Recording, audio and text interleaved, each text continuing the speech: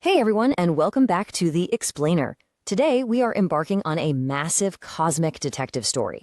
We're going to uncover the actual scientific reality of alien life. So we're completely stripping away the Hollywood myths, the flying saucers, the actors in rubber suits, and we're going to look exclusively at the hard, grounded science. Okay, let's dive into this. Have you ever actually stopped to think about the sheer mind-boggling scale of the cosmos? Just in our own Milky Way galaxy alone, we're talking about an estimated 400 billion suns. 400 billion.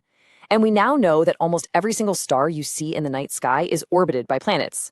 Statistically speaking, there should be billions of Earth-like habitable worlds out there. And given that the universe has been around for billions of years, there has been more than enough time for intelligent civilizations to rise up, build interstellar ships, and spread across the galaxy. Yet we look up, we listen with our absolute most powerful telescopes, and we hear absolutely nothing. It's just a chilling, deafening silence. And this brilliantly illustrates what physicists call the Fermi Paradox. Named after the legendary physicist Enrico Fermi, this is pretty much the ultimate cosmic problem we're trying to solve today. The paradox simply asks, where is literally everybody? If the math says the universe should just be absolutely teeming with life, why is there zero evidence for it? I mean, we've got no radio signals, no megastructures blocking out starlight, no alien probes zipping through our solar system. That stark contradiction between the incredibly high probability of life and the absolute zero evidence we've actually found, well, that's the foundation of our entire detective story. So how do we solve it? Well, scientists have proposed a few major theories to explain the silence. There's the Great Filter, which suggests civilizations just inevitably destroy themselves before reaching the stars. There's the dark forest hypothesis, this terrifying idea that everyone is just quietly hiding from hostile predators. Then there's unimaginable distances, meaning space is just way too vast for anyone to realistically cross. And finally, the rare Earth hypothesis, which suggests that getting a stable, life-supporting planet is just an incredibly rare cosmic fluke. So the crucial point is 4 billion. That is roughly how many years it took for life on Earth to go from a single microscopic cell to a civilization capable of looking up at the stars. And for about 3 billion of those years, life was literally nothing more than single cells. Just really think about that for a second. It took an unbroken chain of biological survival without a rogue planet impact or a nearby supernova completely wiping the slate clean for 4 billion years just to get to us. This gives massive heavy weight to that rare Earth hypothesis. It implies that while basic microbial life might be super common out there, complex, intelligent life requires a streak of planetary good luck that's almost impossible to replicate. Let's move to and see how this builds from the macro scale of astrophysics straight down into the micro scale of biochemistry. Because to understand if this rare luck could happen anywhere else, we have to look at the chemistry. When we look at life on Earth, it is entirely carbon-based. And scientists don't just think this is some random coincidence. Out of the entire periodic table, carbon has properties that literally make it the ultimate biological scaffolding. It can form long, complex chains and rings, building the incredible, intricate diversity of molecules you actually need to make a living, breathing, reproducing organism. Now, science fiction absolutely loves to talk about silicon-based life. Think of the xenomorphs from the Alien movies. Silicon sits right below carbon on the periodic table, so they do share some chemical similarities. So you might be wondering, why didn't nature choose silicon?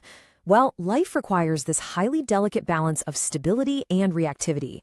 Carbon forms these beautiful, versatile, stable covalent bonds in water, which is the perfect solvent for life. Silicon, on the other hand, it's highly unstable in water. If you drop complex silicon molecules into a watery environment, they just completely break apart. So while silicon might somehow work in bizarre, highly acidic or freezing hydrocarbon lakes, carbon is simply vastly superior for the complex chemistry required for life. It's a real game changer.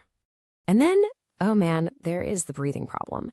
See, we consume energy by reacting carbon with oxygen, and we just easily exhale the byproduct as carbon dioxide gas. It's totally effortless. Now imagine a silicon-based alien trying to do the exact same thing. When silicon reacts with oxygen, it forms silicon dioxide, which is literally just sand, right? So a human exhales about a kilogram of carbon dioxide gas a day. A silicon alien would have to somehow cough out or excrete a whole kilogram of solid sand or glass beads every single day. As a biological process, it is just incredibly energy intensive and terribly inefficient compared to simply breathing out a gas. So, if we toss out the inefficient silicon monsters and the actors in rubber suits with slightly pointy ears, what would real aliens actually look like? In popular culture, extraterrestrials almost always have 2 arms, 2 legs, and a head. But biology isn't shaped by what looks cool on a movie poster, it's completely shaped by its environment. And this brings us to the fascinating field of speculative biology. By taking real astrophysical environments like dim red dwarfs, massive gas giants, and freezing magnetic moons, and applying the rigorous laws of chemistry and evolution, we can construct what alien life might actually look like. And I promise you, it is way, way weirder than anything you've seen on Star Trek. Let's run a quick thought experiment together. Imagine a gas giant planet, kind of like Neptune, but orbiting incredibly close to a blisteringly hot, bright star. We'll call it Nimbus. In that dense, warm atmosphere, life wouldn't walk on land, it would float. Over millions of years, you could see the slow, incredible evolution of what we'll call sky whales. Creatures literally larger than skyscrapers, essentially acting as living hot air balloons. They'd evolved these wafer-thin membranes to trap gases, physically heating those trapped gases to generate biological buoyancy. To survive, they'd lower massive, sticky nets into the clouds below to filter feed on microscopic sky plankton, converting that food into energy-dense nectar just to keep their internal biological fires burning. Now, what's really interesting about this slide is how radically different extremes force life to adapt. Take a tidally locked planet orbiting a dim red dwarf, like the Eye of Vitepa. Plants there wouldn't be green. They'd be pitch black just to absorb every single ounce of weak infrared light. And with no light penetrating the oceans, predators wouldn't even have eyes. They'd heart using incredibly complex soundscapes. Or take the freezing moon of Monnier, bathed in massive magnetic fields. Here, life might use ammonia instead of water so it doesn't freeze solid and actually incorporate magnetic minerals into its own biology to levitate and move. Life forms are brilliant problem solvers, completely molded by the extreme physics of their home worlds.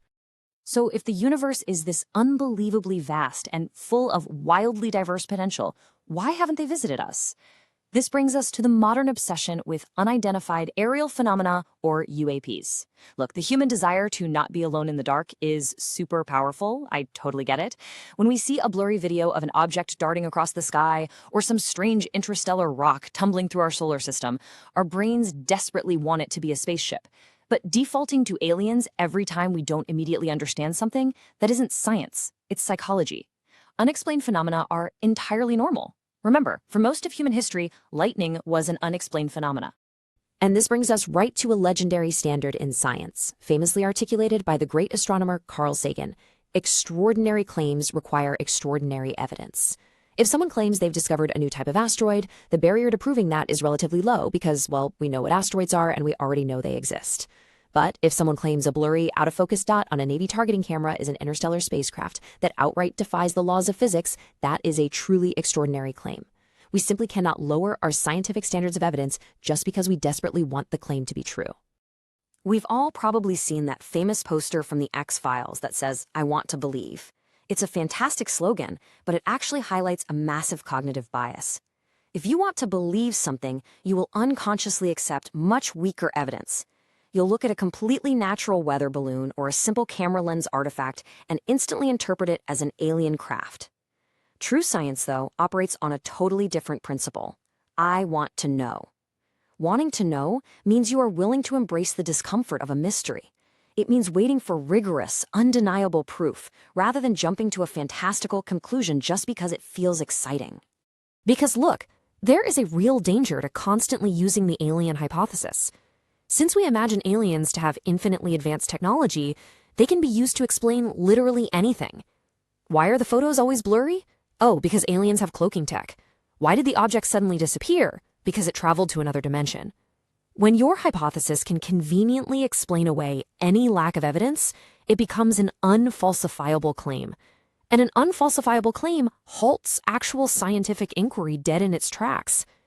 If we just throw our hands up and say aliens did it, every time we spot an anomaly, we completely stop looking for the actual fascinating physical laws and natural explanations that govern our universe. Which leaves us with a pretty profound realization, honestly. What if the Fermi Paradox isn't hiding some massive galactic empire? What if that rare Earth hypothesis is entirely correct, and we really are the first, or maybe the only, complex civilization to make it this far in the Milky Way? As the physicist Brian Cox noted, that would make Earth the only island of meaning in a sea of 400 billion suns. And, this isn't a reason for despair, it's a reason for immense, overwhelming awe. We are literally the cosmos made conscious. We are collections of atoms capable of looking up and wondering about our own existence. So I'll leave you with this final thought to chew on. We don't explore space to escape a ruined planet. We explore space to understand our place in it and to protect the incredible, fragile miracle we already have right here.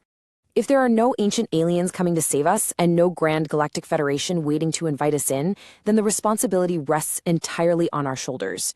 If we are the only island of meaning in the cosmos, how we treat this planet and how we treat each other is literally the most important thing in the universe. So what will you do to protect it? Keep wondering, keep questioning, and I'll catch you guys in the next explainer.